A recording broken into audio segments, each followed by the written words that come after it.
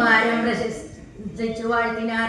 സന്തുഷ്ടനായ രഘുകുലനാഥനും അന്തർമുദാ വിമാനേന മാനേന പോയി നന്ദിഗ്രാമേ ഭരതാശ്രമേ ചെന്നത്.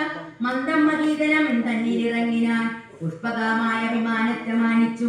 ചിൽപുരുഷനരുൾ ചെയ്താനന്തരം ചെന്നു വഹിക്ക നീ വൈശ്രവണൻ തന്നെ മുന്നക്കണക്കെ വിശേഷിച്ചു നീ മുത വന്നിടു ഞാൻ നിരൂപിക്കുന്ന നേരത്തു നിന്നെ വിരോധിക്കുകയുമില്ലൊരുത്തനും എന്നരുൾ ചെയ്തതോ കേട്ടു വന്ദിച്ചു പോയി.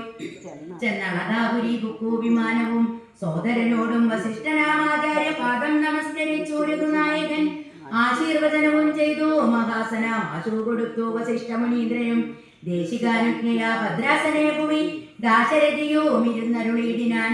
അപ്പോൾ ഭരതനും കേകയാ പുത്രിയും ഉൽപ്പല സംഭവ പുത്രൻ വസിഷ്ഠനും വാമദേവാദിമഹാമുനിവർഗവും ഭൂമിദേവോത്തമന്മാരും അമാത്യരും രക്ഷിക്ക ഭൂതരാമെന്നപേക്ഷിച്ചിതു. ലക്ഷ്മീപതിയായ രാമനോടന്നേരം ബ്രഹ്മസ്വരൂപനാൻ ആത്മാ രാമനീശ്വരൻ ജന്മനാശാദികളില്ലാതെ മംഗലൻ നിർമ്മലൻ നിത്യൻ നിരുപമനദ്വയൻ നിർമ്മമൻ നിഷ്കളൻ നിർഗുണനവ്യൻ ചിന്മയൻ ജഗമാന്തർഗതൻ സന്മയൻ സത്യസ്വരൂപൻ സനാതനൻ തന്മഹാമായ സർവലോകങ്ങളും നിർമ്മിച്ചു രക്ഷിച്ചു സംഹരിക്കുന്നവൻ. ഇങ്ങനെ അങ്ങവർ ചൊന്നതോ കേട്ടള വിന്ദിതജ്ഞൻ മന്ദഹാസപുരസ്സരം മനസ്സേ ഖേദമുണ്ടാകരുതാർക്കുമേ ഞാൻ അയോധ്യാധിപനായി വസിക്കാമല്ലോ എങ്കിലതിനൊരുക്കിയിടുകെല്ലാമെന്നു പങ്കജലോചന സംഭ്രമാൻ അശ്രുപൂർണാക്ഷനായി ശത്രുഘ്നനും തഥാ ശ്മശ്രു നികൃന്ദനന്മാരെ വരുത്തിനാൻ.